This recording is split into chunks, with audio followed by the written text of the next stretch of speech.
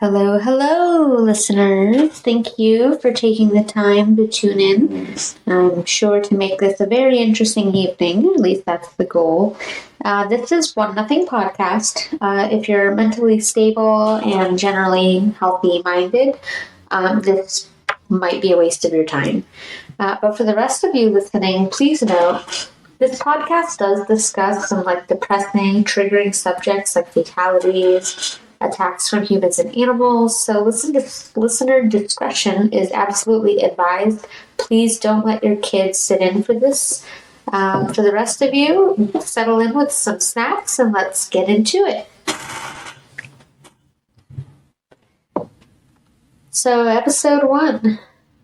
It's been a while in the making, but I'm very glad to be finally releasing the first of what I hope to be many, many episodes.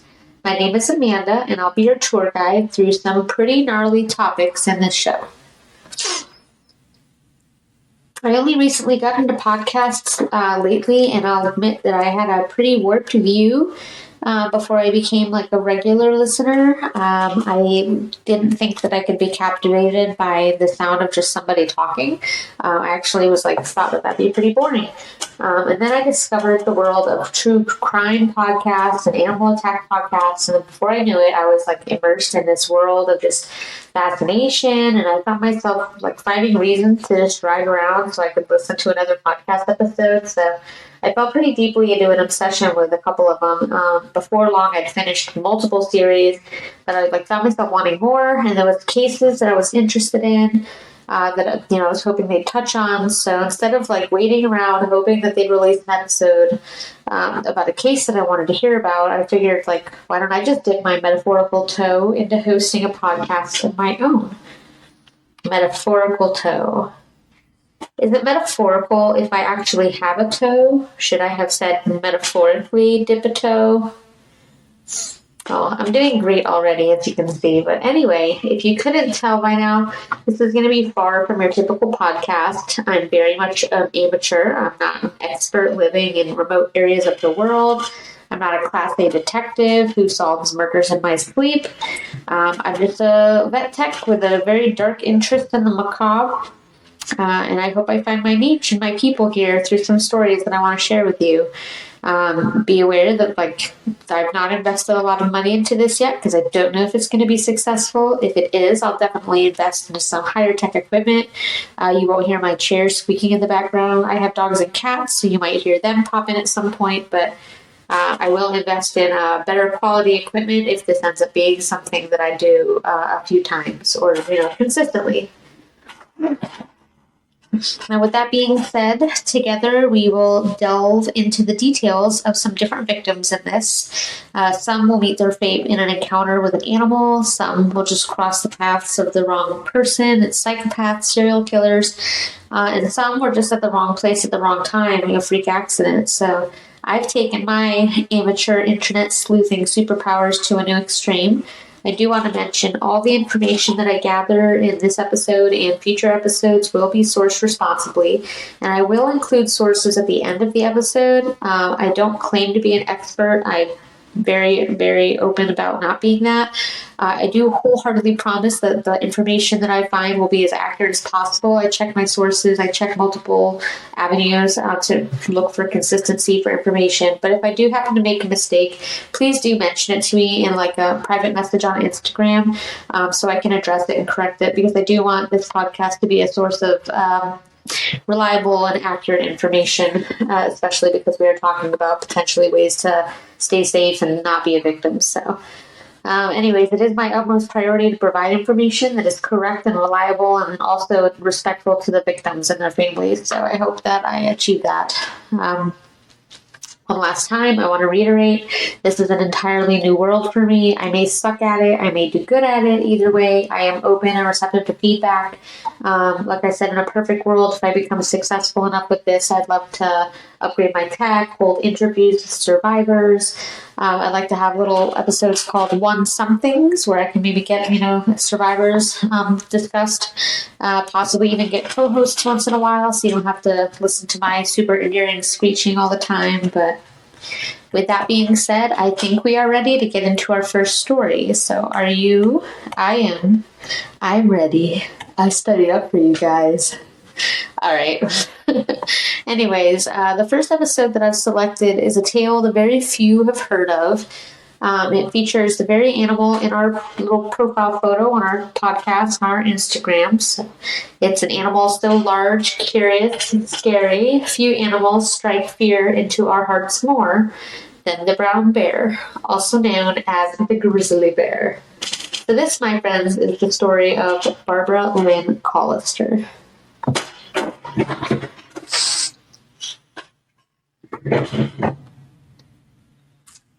Take my little break here for a second. Sorry. All right. Got my little vape in my Pepsi. Ingredients for success. All right. So Barbara Lynn was born February 5th of 1953 in the small, quaint town of Dinsmore, Saskatchewan, which is in Canada. She was born to James and Geraldine McKinley. She was raised in a loving family. Throughout her youth, moved between Saskatchewan, Manitoba. She finally settled in Winnipeg and attended John Taylor Collegiate High School.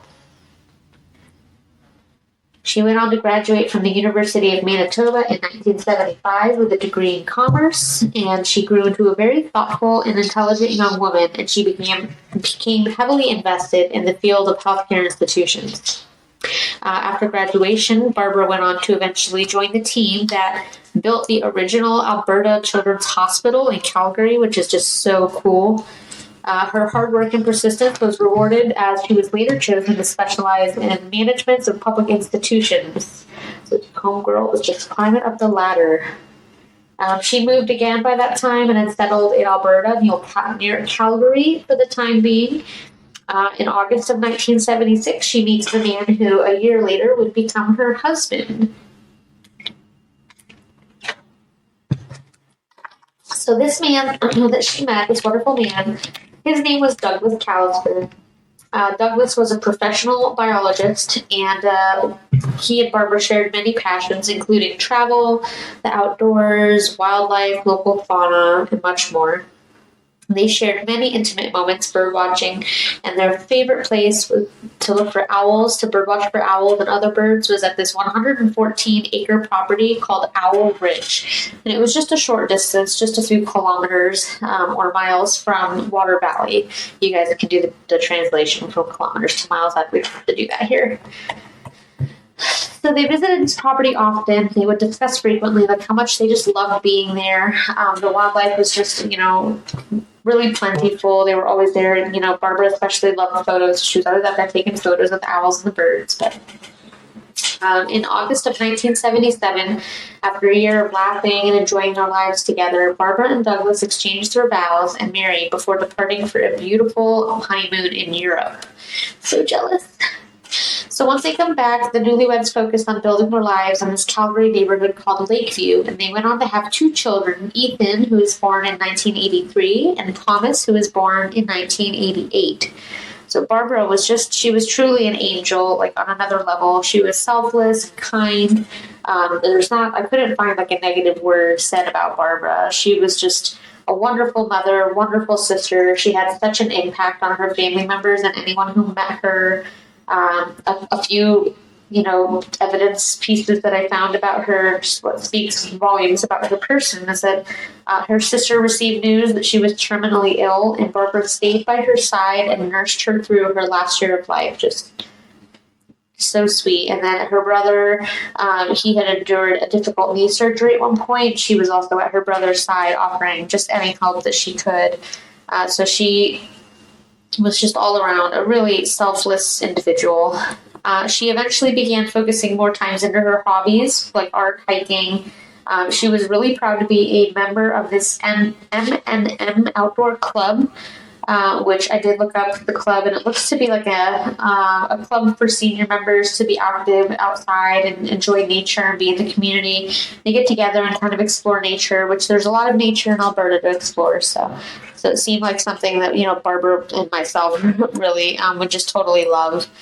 So in 1987, one of Barbara and Douglas's biggest dreams comes true. This 114-acre Owl Ridge property that they always went to, it goes up for sale. So the couple doesn't hesitate a second, and before long, they're the rightful owners of this gorgeous expanse of wild backcountry, and it features like all these winding trails and just thick brush and so many different species of animals and birds, and they loved this. I mean, they were just thrilled, over the moon about calling this property their home. They had intents on keeping it just as wild and natural as they could. Actually, one of their biggest moments of pride for Barbara and Douglas were in 2018, they were able to place a conservation easement on the property, which I did some Googling for you. So I'll summarize this. This comes directly from Alberta's state website. Conservation easements are funded through the Alberta Land Trust Grant Program and are designed to conserve ecologically important areas and to prevent habitat fragmentation, maintain biodiversity, and preserve native landscapes.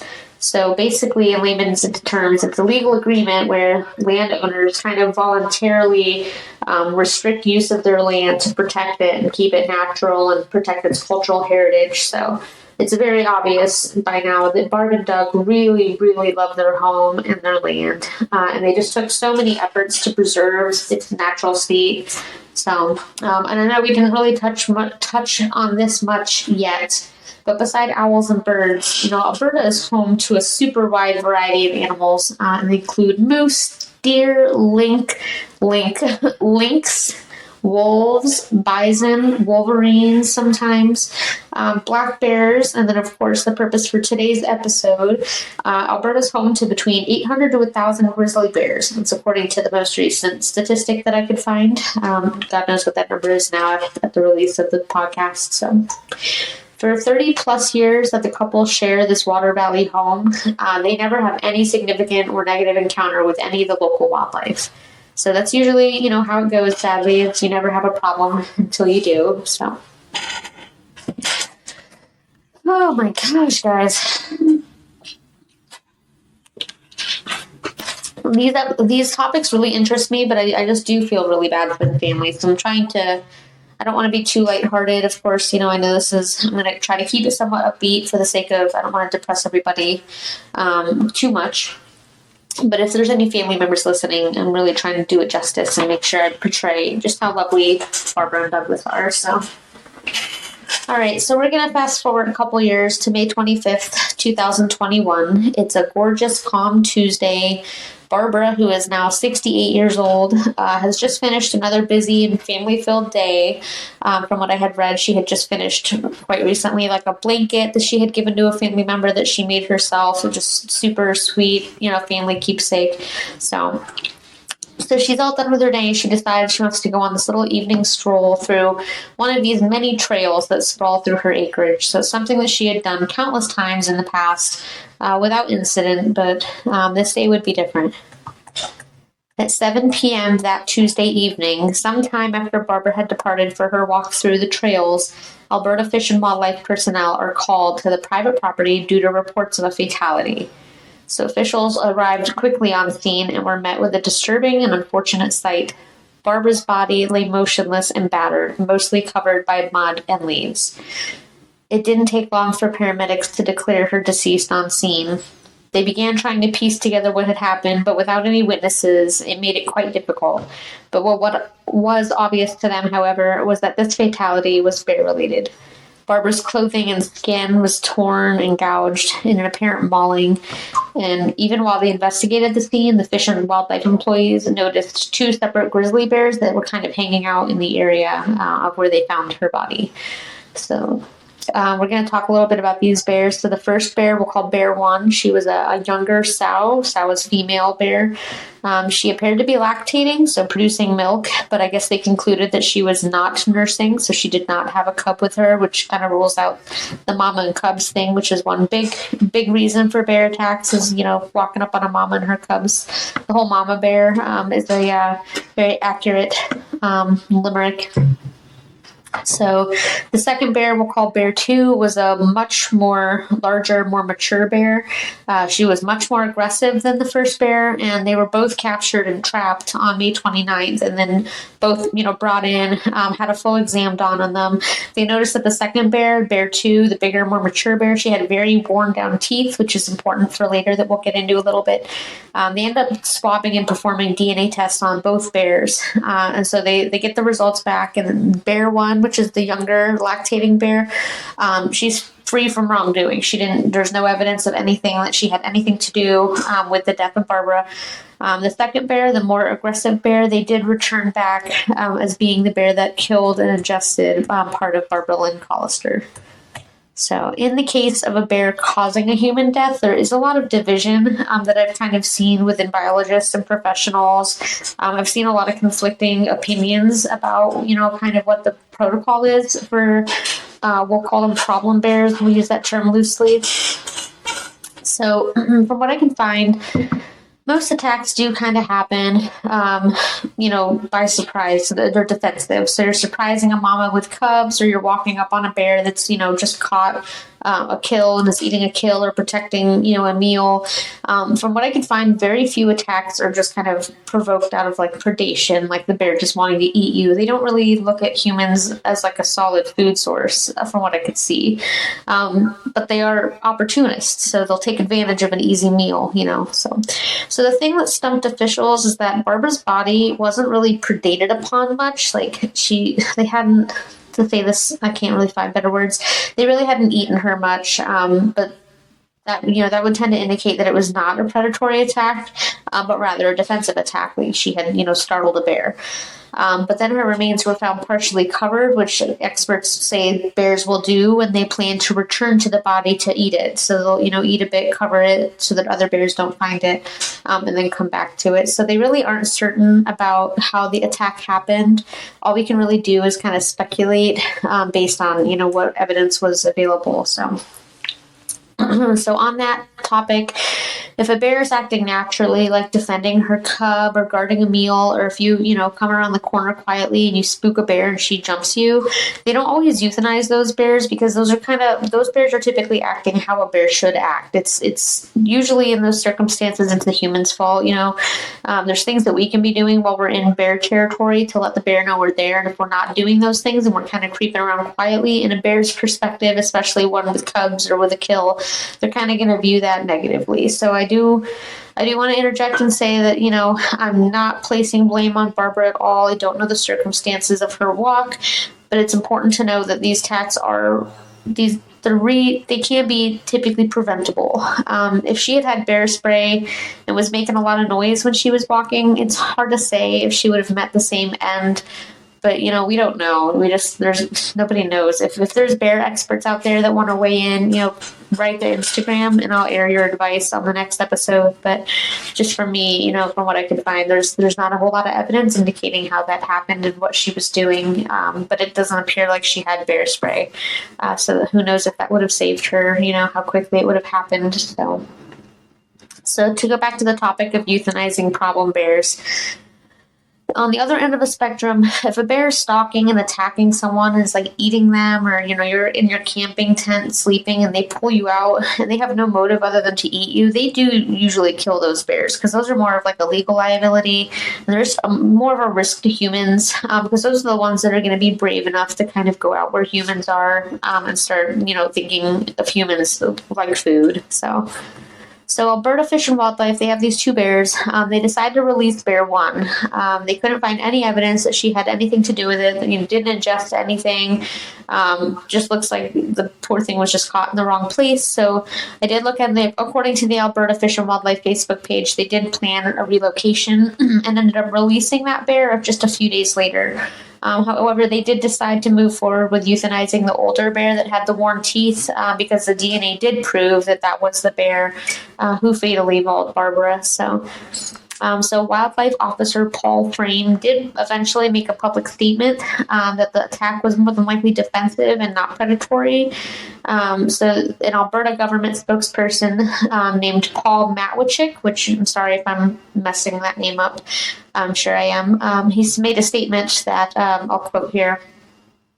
Several factors led to the decision to euthanize the bear. The bear killed a human, and by all accounts, it is an old bear, which could be past prime, and as a result, is unlikely to add very little to the overall population in the area.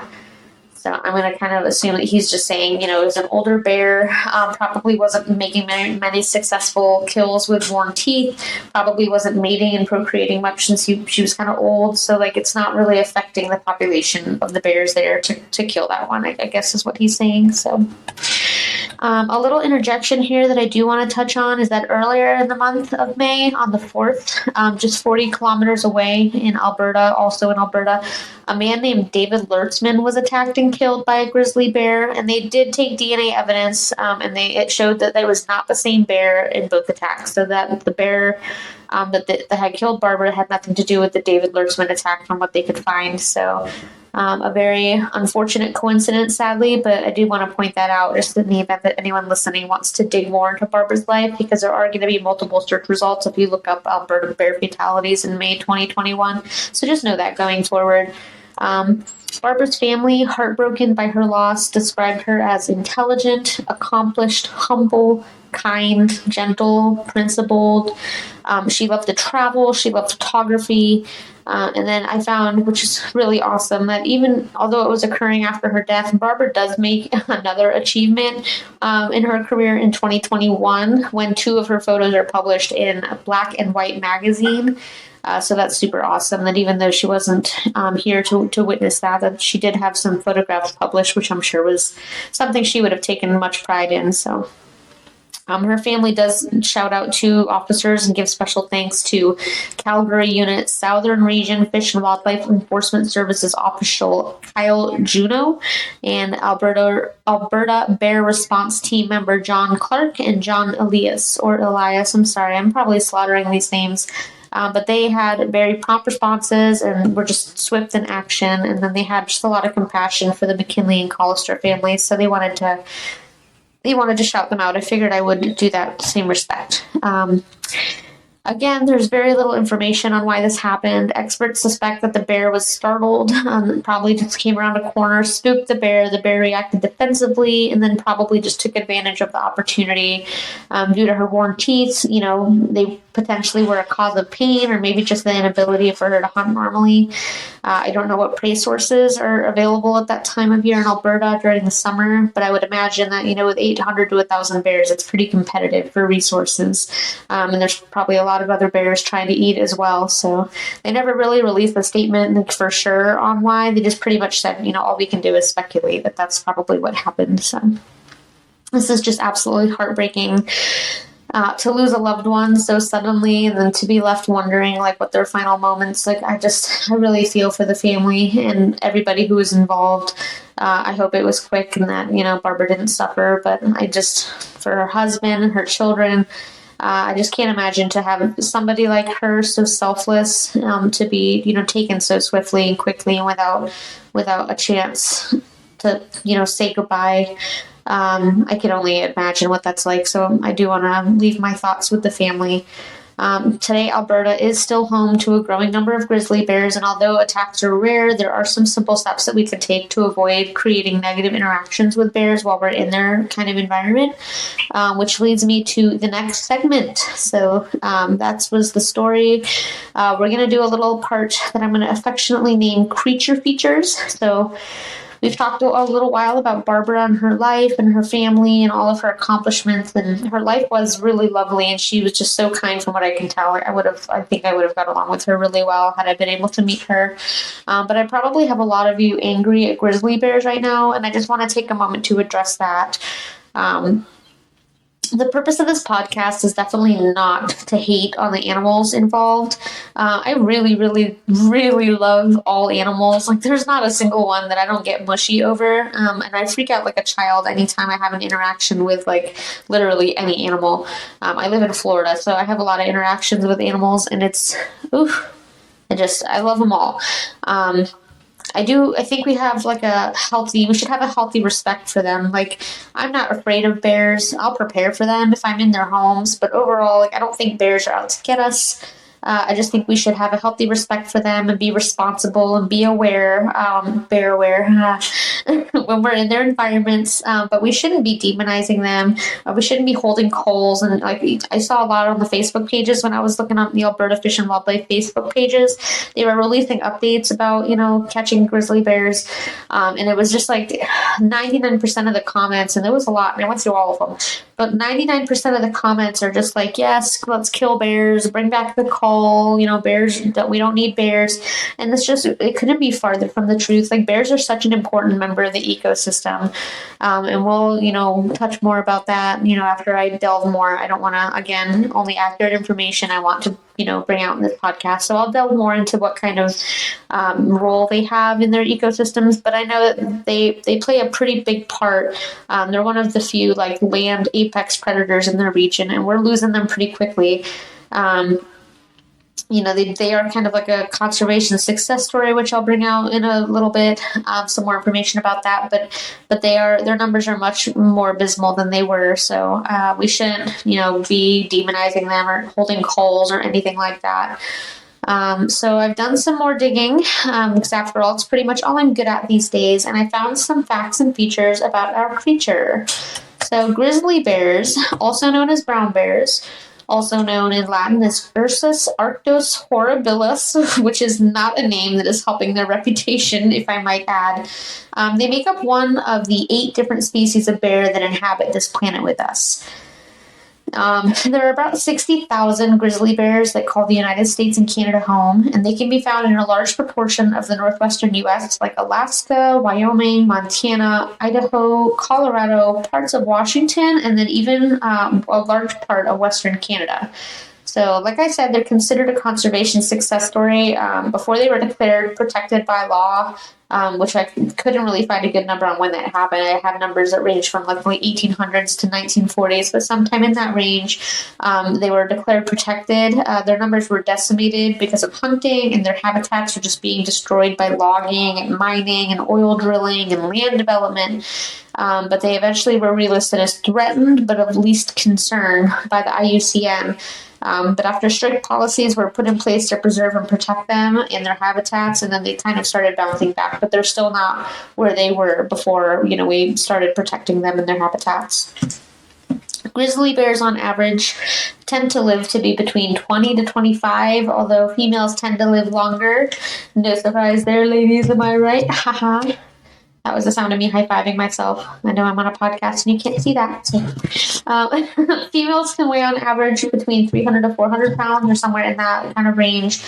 Males exceed that. They have a wider range of 400 to 800 pounds. Like, that can't be right. Oh my God. That's a big bear. 400 to 800 pounds. They also stand between 6 to 9 feet tall, give or take, when they're upright on their hind legs. They can be even taller than that. So they're considered apex predators with no real predators themselves other than humans and other bears. Sorry, it's thirsty. I need, a little sip. I'm doing the show in one go, no pauses, no edits. We're doing this like real amateurs, baby. Chicken just have to hold on for my little sippy sips. But anyway, yeah. They live a solitary life, other than when a female has cubs, or a cub with her. They usually are kind of live by themselves, other than that. So they have a large hump on their back, which I recently learned in my research is actually a huge muscle that helps them control those huge forearms. They have these giant, powerful forearms, these huge claws, and they're just muscle, which is why they can rip car doors open and fling dumpsters. Like, I've seen videos of them just tossing a dumpster like it's nothing. Just crazy. So their diet is mostly comprised of vegetation, berries, insects, and then they do catch kills like large mammals, caribou and elk, more so in bears that live in Alaska and stuff, but fish is a big part of some of those diets of bears that live near water, and most bears do take advantage of carrion, which is that's dead animals. I saved you a Google. So bears in cold climates hibernate for anywhere between 4 to 7 months of the coldest part of the years. Some other species of bear that live more south don't hibernate, or just hibernate for much less time than that. It's all dependent on climate, which I thought was kind of cool. Something super interesting, during their hibernation, they don't pee or poop that whole time. Apparently their body just converts it to proteins or something, which is just wild to me because I can't make it a 60-minute car ride without peeing my pants. And these things just hang out for half a year with a full bladder and poop chute, and no. I'm glad I'm not a bear. I could never. They try to gain as much weight as they can before hibernation, so they literally spend all their time looking for food. They can gain as much as 400 pounds before retreating to their den to hibernate. Let's just take a moment to 400 pounds. Wow. I mean, I guess bears don't have social media, so what do they care if they gain a little weight? But, like, Kim Kardashian is rolling over in her tanning bed right now. Oh. They can run at burst speeds of up to 30 miles per hour for short distances. So, like, RIP if you're being chased by a bear, because who's outrunning that? 30 miles an hour? Yeah. Their jaw pressure can be in excess of 1,160 pounds per square inch, which... that's a lot. If the fact that they can outrun you doesn't scare you, the fact that they can crack your skull like a pumpkin probably should. They actually have the second strongest jaw of any bear, which comes only after the polar bear, which has a stronger jaw pressure from what I could find, although the science on that's not super clear. I guess it's really hard to get jaw pressures for polar bears, I guess. I don't know what's so hard about it. Like, just grab a bear and be like, bite this. Like, I'm sure it's much harder than that. Their claws can be as long as human fingers, and their teeth, which pack the most punch, are designed to just grab and rip. So they'll really, like, sit on their prey and just start eating them, and just, like, sit on them to subdue them so they can't run away, and then just start eating them alive. So that's a horrifying way to go. They have territories that can span over 600 square miles, so you're never really not in bear country if you're within 600 miles of any of those states that I listed earlier. And if they're pregnant, they do give birth in their dens during their hibernation, so that's kind of cool. I wonder if they're just, like, super, like, drunk while they're nursing their babies, like, while they're hibernating, because they're, like, slow and half asleep. So the baby bears are like, Mom, and they're just, like, passed out for 7 months. Like, I don't know. That's probably not what happens, but it brings, like, kind of a funny visual, I have to say. Okay. Here's my I'm losing my earphone. My too cool for school fact. Oh my god, the audio on this is going to be atrocious. I am so sorry. Like I said, boost me up. I'll get better tech. Just bear with me. My squeaky chair, my Pepsi bottle. I'll do better. Just stick with me. Okay, so my too cool for school fact. Bears have the ability to delay implantation of an embryo. So that means if a female bear isn't healthy enough, or she hasn't, like, gained enough weight to sustain herself through hibernation, or through growing an embryo to term, their body can, like, store the embryo and just, like, kind of pause it until she's gained enough weight, and then they can just, like, press play and resume growing her embryo / baby bear.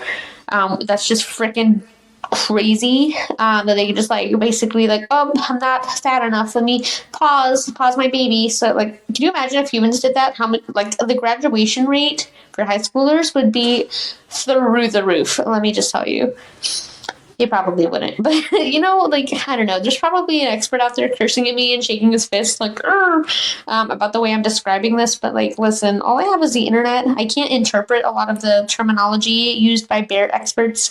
There's a lot of mumbo jumbo that I don't understand. But I do Google everything, cross-reference it, and I'm trying to explain it in terms that the average person, like me, can understand. So, like, just write in. I'll correct it, But I just think that's really crazy. Lastly, I do want to touch on a few points of how to avoid getting into altercations or situations where you're faced with an angry bear. So here's what to do.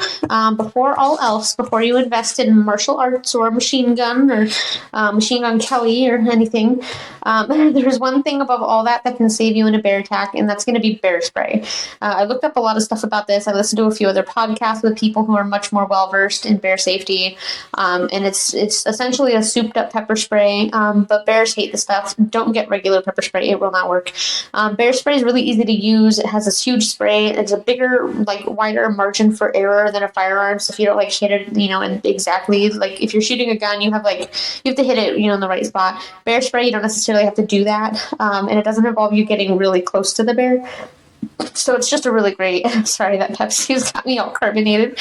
It's really just a really great option for preventing a bear attack. So if you live or spend time outdoors in bear country and you don't have bear spray, like, what even are you doing, man? Like, go buy some before I have to do an episode on you, because it's really cheap. Well, it's not really cheap. It's like $40 to $50, but it's worth your life, and it'll save more than your ass when the time comes that you have to use it. I heard a little phrase by somebody that I was listening to. I was listening to so many podcasts in preparation for me, like creating my own, that I wish I could give credit to them. So if it's you, let me know and I'll give you credit. But somebody said 99% of bears won't hurt you, but you have to be prepared for the 1% that do, or something to that degree. But I just found that to be a really good mantra. So like, you may be fine, you may think that you're okay or that you have all the right skills, but when the time comes to it, just have bear spray, practice using it. Replace it when it gets old. It does expire. It's worth it to have it. It could save your life. So go buy it. Some more do's. Do group up. The more people with you, the less the chances for an attack. Bears are curious and interested, but they usually do not want confrontation, usually. So do make noise, talk, sing, listen to music, put it on a speaker so long as you aren't around any other nature lovers, because they'll be annoyed, and like, murder's a different topic for another day, another podcast. But yeah, you'll be beat up. Don't play music around other people, but like, yell out, "Hey bear," like, do whatever you have to do to make noise so the bear hears you coming. It won't be like surprise if you come up on it. Don't rely on bear bells. They don't work. They're not loud enough to really trigger anything. Bears don't really get what it is. Your footprints don't make enough noise. Like, you need to be like walking through the woods being like, "Hey bear, hey," or just being really dramatic. I don't care what you want to say. If you want to rehearse the quadratic formula out loud, do you, but just be loud so they hear you. If you're camping, do store your food in bear-proof containers. Hang your food. Make a line between two trees and hang the food like in the middle so the bear can't get it in the tree. Bears do climb sometimes. I found like more so black bears, but grizzlies can. So just prepare for that bear that does. They have an incredible sense of smell, so try to store your food. Like, I found some varying opinions, but I'm going to say 100 yards from your campsite. I saw some that said 50. I saw some 75. Some that said 200. But just the farther, the better, honestly. But that way, if the bear does catch whiff of your food, he's going to the food and not to your campsite. They will follow their nose to find it. So do keep outdoor areas clean if you live in bear country. Bear-proof your trash bins. Bring them in at night. Keep fruit trees and gardens like meticulously clean. Scrub your barbecue. Keep outdoor cooking equipment clean. Just prevent any kind of enticing environment for bears if you live there. You don't want them to kind of view your house as a spot where they can get food. So. And that goes for watch your pets when they're outside in bear country, because small dogs, they can be kind of prey. Bears don't like dogs in general, but small dogs can kind of be prey. So definitely watch your dogs and pets, cats too. Do speak in a calm, low voice if you encounter a bear. Back away slowly. Face the bear. Do not run. Do not run from the bear. You will trigger a predatory response and it will chase you. You don't want that. Practice your bear spray. Keep it somewhere easily accessible. Don't store it in a backpack or something. Just have it somewhere that you can grab it at a moment's notice if you need it. Bears do not give a crap about your timing. What not to do. Do not hike alone, especially during dusk or dawn if you are not prepared for a bear encounter. If you're not carrying bear spray, don't advise. Don't go out alone. Especially over dusk or dawn. Do not yell if you see a bear. They will perceive that as threatening. That can provoke them to charge at you. Again, do not run. This will trigger an immediate predatory instinct, and they are much faster and stronger than you. We already discussed all that, and you will not win. See the name of the podcast for more details. The majority of grizzly bear charges are bluff charges, meaning like they'll run at you and kind of run off at the end. Again, I found some conflicting info, but the consensus seems to be that they'll usually leave after a bluff charge, but sometimes a bluff charge can predict an actual charge. So stand your ground when the bear veers off, back away, have your bear spray ready. Try to get out of there the way you came. If a grizzly bear makes contact and is attacking you, you've kind of already lost the game, but play dead if it's a grizzly bear. And this applies to grizzlies only. Get in the fetal position, cover your neck with your hands, try as hard as you can to stay there. If a bear flips you over, kind of try to roll back, really protect your soft parts. If it's a defensive attack, meaning that you startled the bear just wants to neutralize you. It's probably going to beat you up a little. If you just lay there and don't move and don't say anything and stay quiet, it'll probably move on and declare you kind of dealt with. If it starts to eat you, that's a different story. Fight back with everything you have, because if the bear's eating you, you're being eaten. That's not a way anybody wants to go out. So punch, kick, throw rocks, try to stab its eye, do whatever you can. But if it gets to that point, you've probably already lost, but just be willing to die trying, because that's what you're going to have to do to survive. It does. Sometimes you survive, but your chances are much less if it's a predatory bear and it's eating you and you don't have help. Just do anything that you can while you can. So the National Park Service estimates that an approximate 11% of grizzly attacks result in a fatality, which puts your odds pretty high of surviving. So if you play your cards right, without bear spray, that number does drop pretty dramatically. But if you prepare, correctly, your odds are pretty good of not getting in a bear attack, and then pretty good of surviving one if you are encountered by a bear. So bear spray companies, I want my advertisement money now. Thanks. Well, guys, that is the conclusion of episode 1's story on One Nothing Podcast, and what a bittersweet time it has been. I sincerely hope that you leave this podcast with a newfound respect for grizzly bears and their strength. I hope I did some justice to bear experts out there about just how strong they are and how much respect we really need to give these guys, as well as some insight into the amazing woman that Barbara Collister was. And if any of her family, again, are tuning in and listening, I hope I did your beautiful Barbara justice in hunting down all the details that made her and Douglas's happy life together. May she rest in peace, and may her family find solace, and hopefully in my attempt, did diligence to portray her in the selfless and loving light that she was. Lastly, I spent the last little while bringing you down, so now I got to bring you back up with a joke of the day, which I'm going to be doing little jokes at the end of every episode, sometimes, funnier than others. So today's joke is, what do you call a bear without ears? Any answers? Yeah, any answers? A bee. I'll pause so you can laugh hysterically. No? Get it? A bear without a bee. Maybe you have to see it written. Okay, let's move on. The question of the day. So on Instagram, I'll be posting a question every time an episode is released that corresponds to the previous episode. So the next episode, you'll be able to comment or message your answers, and then I'll read them. So you'll have to get your dirty little hands on our Instagram. Oh my gosh, these hiccups. I'm so sorry. Get on our Instagram page and follow that ish so that you get all the newest info. You do get one hint about the topic of the next episode. Let's just say the victim's death was unfortunately fashionably early. So that's the hint you get about the topic of the next episode. You'll have to wait until the next episode to hear more about that. So lastly, I want to follow up one more time just because I really want to dot my I's and cross my T's. I am not an expert on bears. I'm not an expert on bear survivalism in general, or anything in that degree. The information I collected during this episode was obtained through a variety of sources, which I'm going to list now. I got most of my information from the following websites. If I could talk, that would be wonderful. AlbertaWilderness.com, Alberta.ca, Wikipedia.com, Alberta Fish and Wildlife Facebook page, endangered.com, endangered.org, bear.org, Field and Stream Magazine, IUCN website, McInnes and Holloway Funeral Home Obituaries page, Legacy and Land and Trust Society website, and Facebook posts of members of the family whose names I will keep anonymous out of respect to the victim. Thank you so much for joining me on this episode. I can't wait for you guys to hear the next one, which will be released Tuesday, March 7th. So keep your eyes on the One Nothing podcast on Instagram, and you'll get the chance to ask questions, answer questions, make corrections, keep tabs on everything we discuss.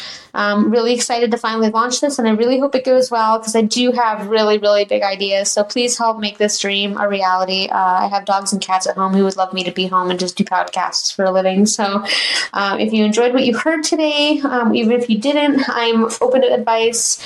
Like I said, I'm working with minimal technology, so I apologize if the first episode is filled with a lot of background noise. I'm paying for the pro version of this to hopefully eliminate a lot of that. So give me time. Like I said, if it goes well, I will invest in better equipment, and the future episodes will be better. So it was great to finally do